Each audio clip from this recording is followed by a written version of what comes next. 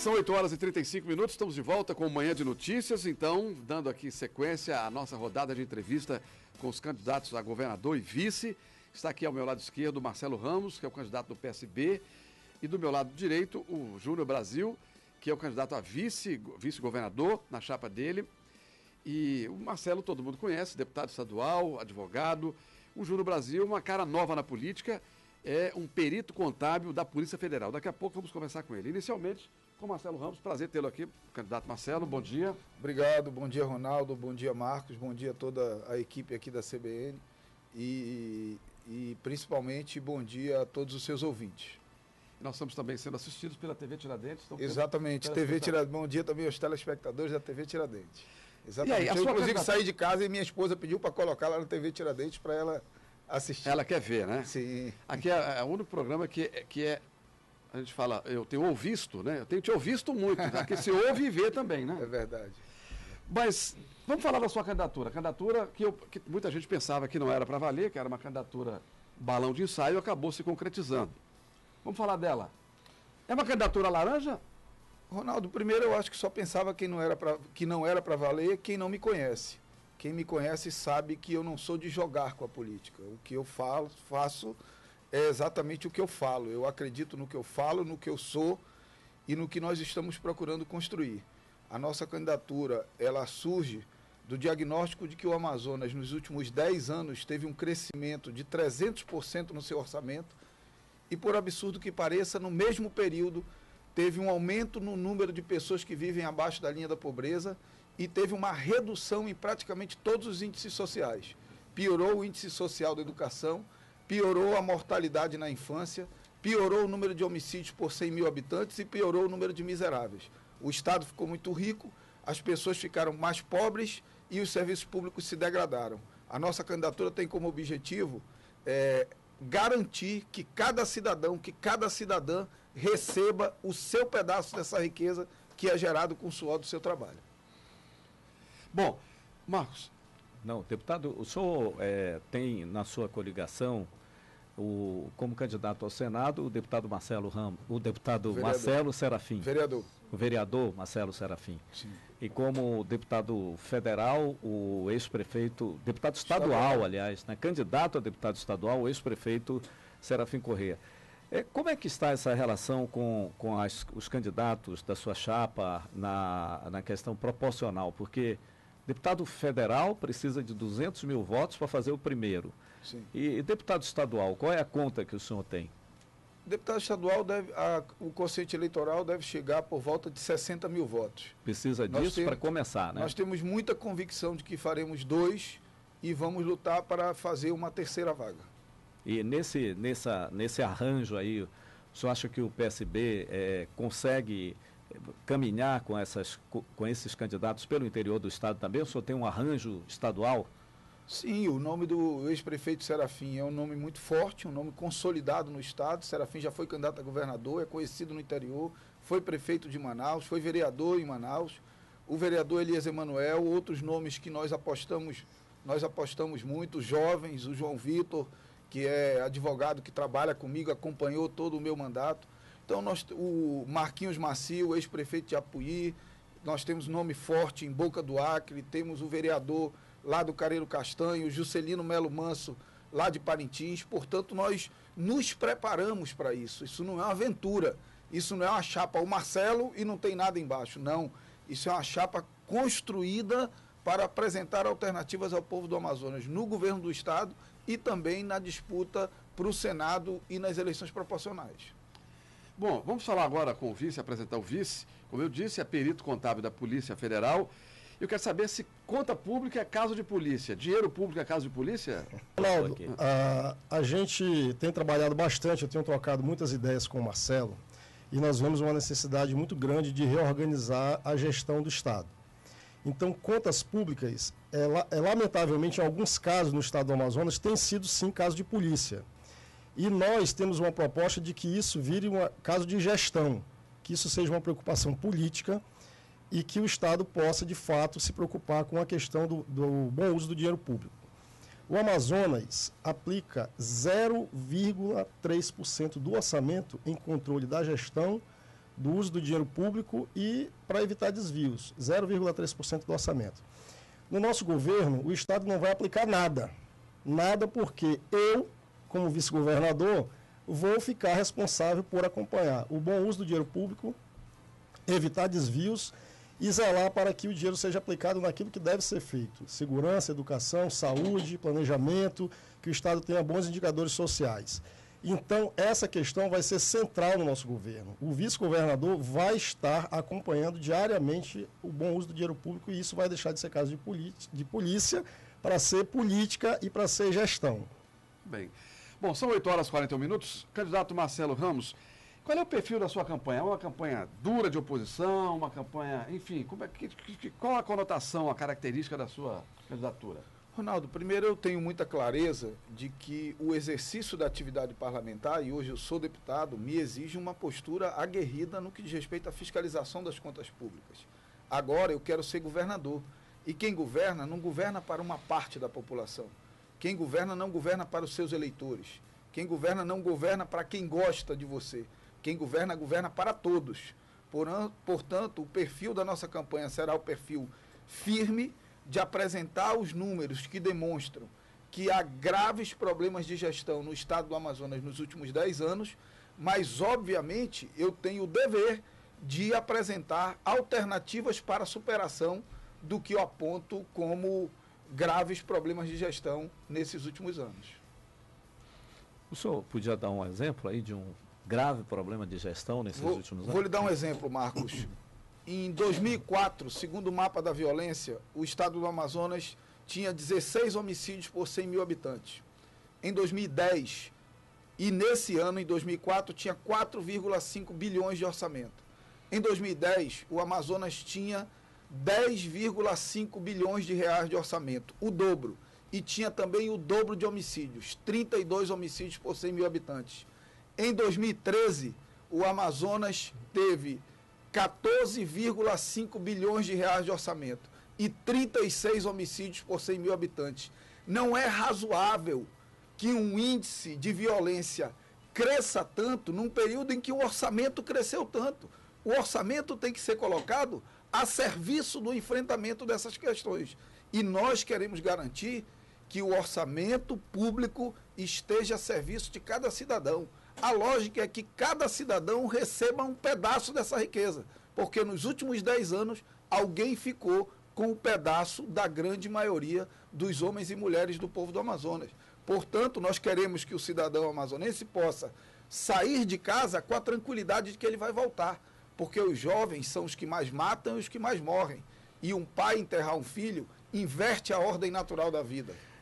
Nós temos a possibilidade, já anunciada inclusive pela Cefaz, que no ano que vem o orçamento do Estado chega a 18 bilhões de reais. É um orçamento grande, mas o que ocorre? A maior parcela vai para o chamado custeio da máquina, pagamento de funcionalismo e tal, uma série de coisas ali. No final sobram menos de 1 bilhão, né, de reais para o investimento propriamente dito. Qual é a prioridade que o senhor vai inverter? Que mão que o senhor vai mudar para conseguir mudar esse quadro também? Porque não adianta você faturar uma grana astronômica se o que tem para gastar é o mínimo. Na verdade, Marcos, o problema é um pouco mais grave. O Amazonas bateu recorde de arrecadação de ICMS em todos os últimos anos. E ainda assim, desde 2009, acumula um déficit fiscal absurdo, empenha mais do que paga. Para você ter uma ideia, no ano passado, isso está no site Transparência, qualquer cidadão pode acessar. No ano passado, o Estado do Amazonas empenhou 983 milhões de reais a mais do que pagou. E esse ano, certamente, o Estado do Amazonas ultrapassará a marca de 1 bilhão de reais de desequilíbrio nas suas contas públicas. Então, arrecada muito, bate recorde de arrecadação e ainda consegue gastar mais do que arrecadou.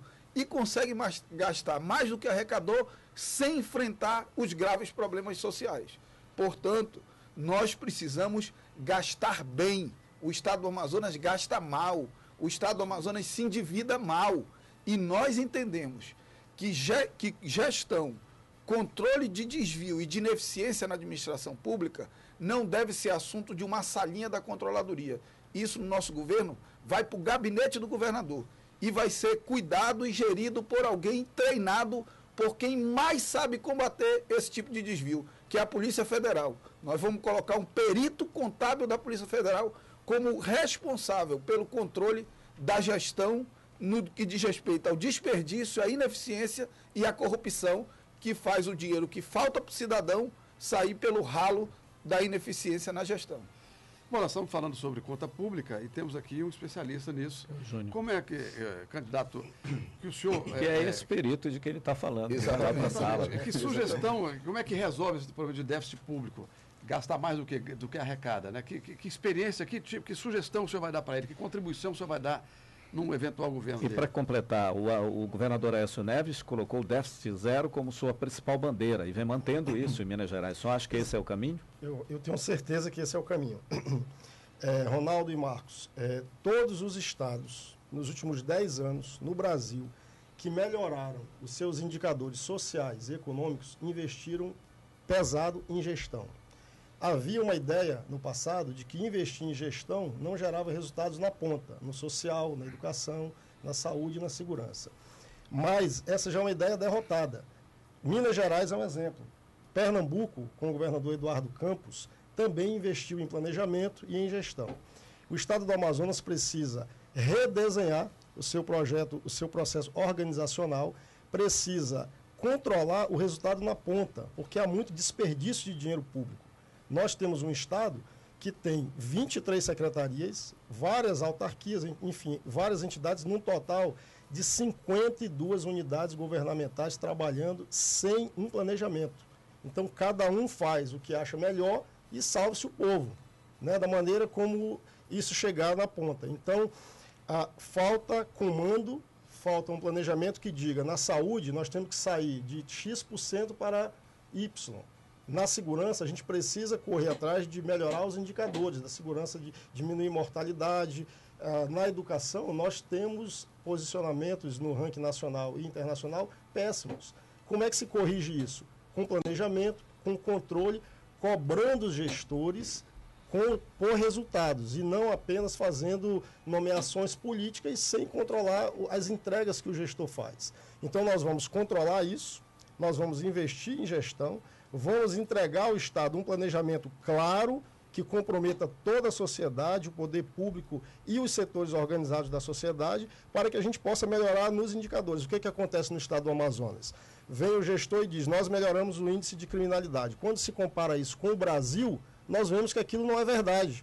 Vem um gestor e diz, nós melhoramos na educação. Quando se compara com os índices nacionais e internacionais, a gente vê que também nós não avançamos. Então, nós precisamos trazer um planejamento que tenha indicadores que possam ser medidos e a gente possa, de fato, saber se a gente está melhorando a vida da população. Bom, o senhor vai enfrentar aquilo que se fala na linguagem assim, mais popular e mais jovem, uma pedreira nessa eleição, que é enfrentar dois candidatos. Um que tem aí mais de 40% nas pesquisas e o outro que tem mais de 20%, segundo dados preliminares de pesquisas que nós estamos levantando aí, mas que tem a máquina, que pode fazer uma mágica aí, pode reverter um quadro aí. Como é que o senhor pretende fazer para subir nas pesquisas? Ronaldo, o Marcos Santos conhece a minha família. A minha família, tudo que tem na vida conquistou com trabalho, estudo, amor e solidariedade. Tudo na minha vida foi pedreira. Tudo na vida do meu pai, filhos de retirantes nordestinos que pararam lá no Paraná do Aduacá, em Parintins. E eu que perdi meu pai muito cedo e com meus irmãos conquistei tudo na vida na pedreira. Foi pedreira para mim me formar em direito, foi pedreira para mim ser advogado, foi pedreira para mim ser vereador e vai ser pedreira ser governador. Porque eu não escolhi atalhos, eu prefiro seguir pelos caminhos, ainda que eles sejam mais longos e mais duros.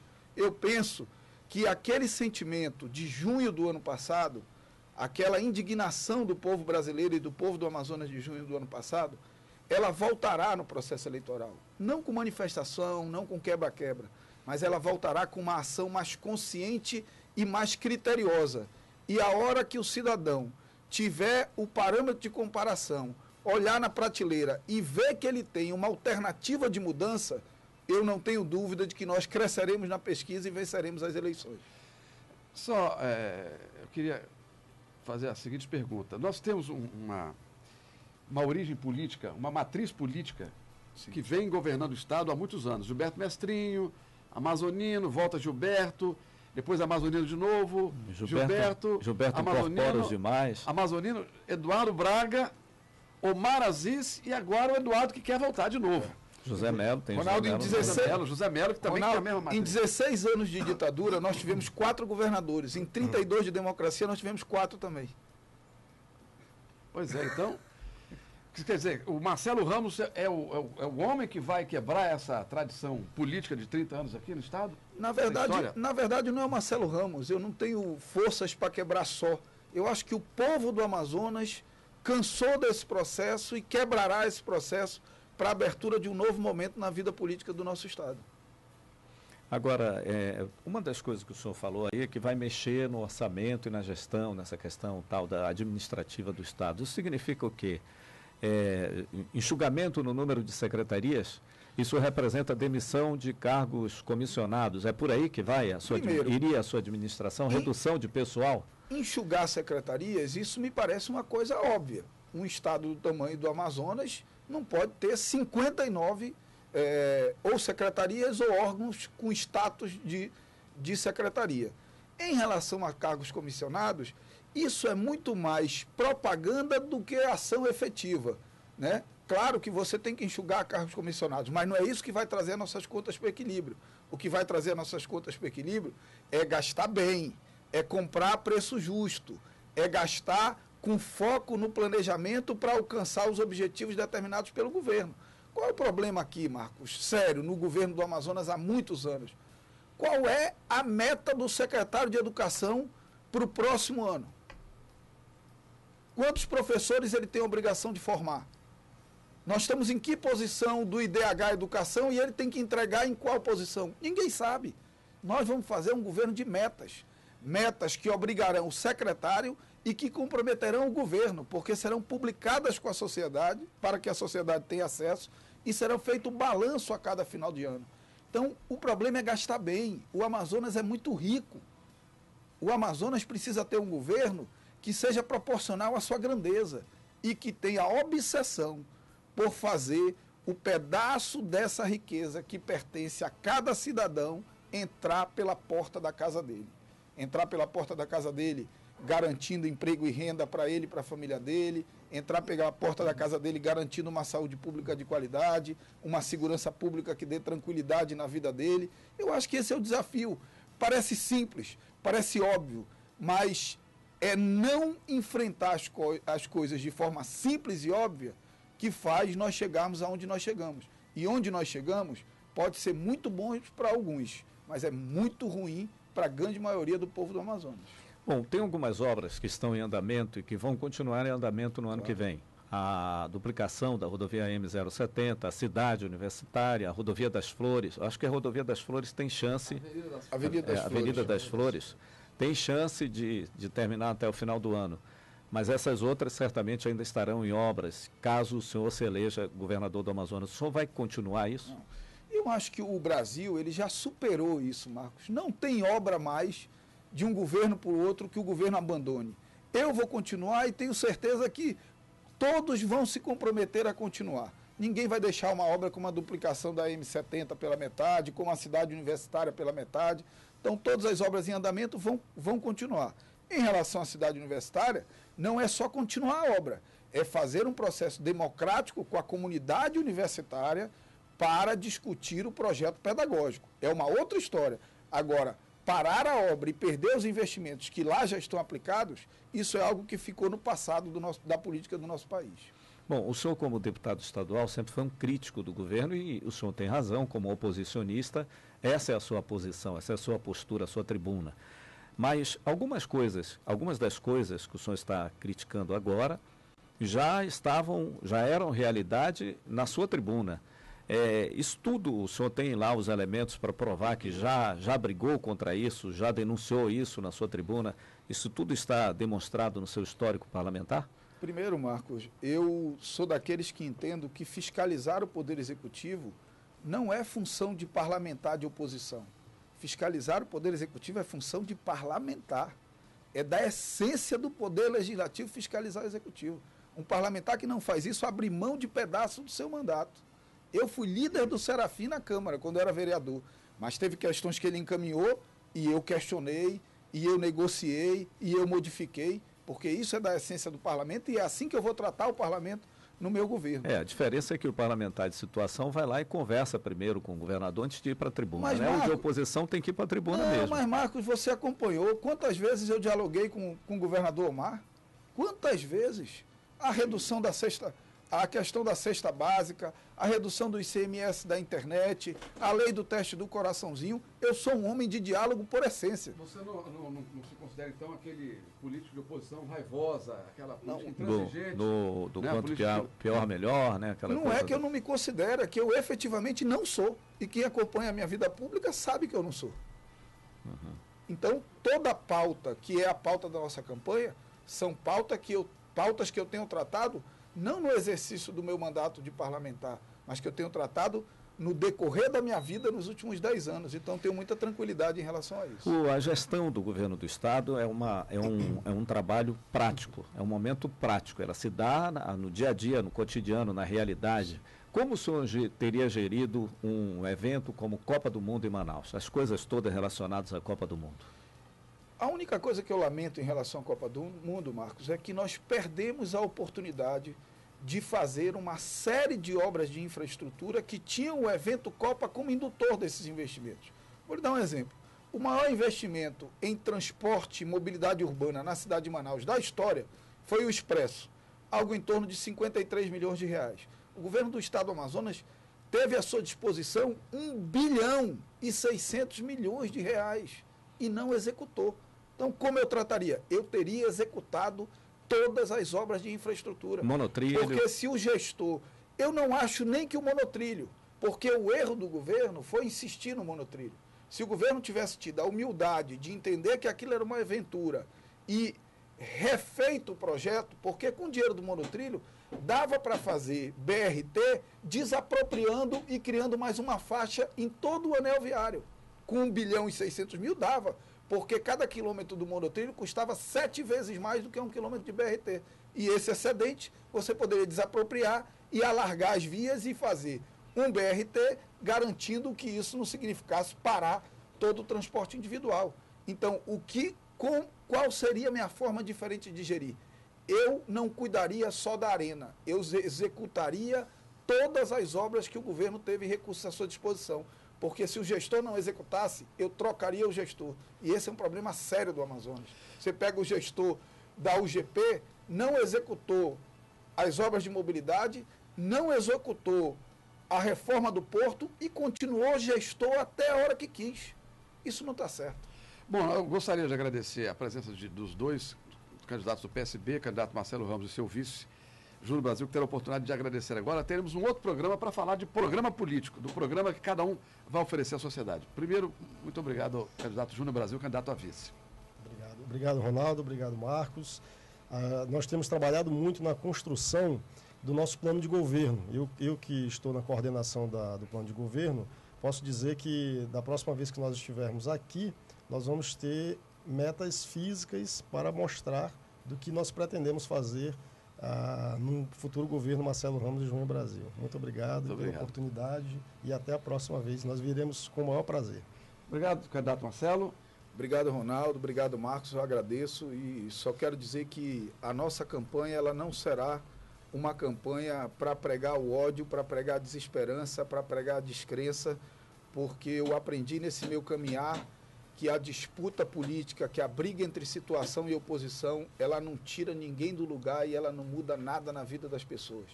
Ela não diminui a pessoa que o tempo de espera por uma cirurgia no Adriano Jorge, ela não diminui o tempo de análise de uma biópsia lá no SECOM, ela não melhora os nossos índices na educação. O que faz a gente andar para frente é a esperança, e é de propostas e esperanças que nós vamos falar nesse caminhar. Eu tenho certeza que nós faremos uma bela caminhada. E belas caminhadas só têm um destino, que é o destino da vitória. É isso aí. Muito obrigado. Nós vamos, então, ao intervalo e voltaremos daqui a pouco. Até já. Manhã de Notícias.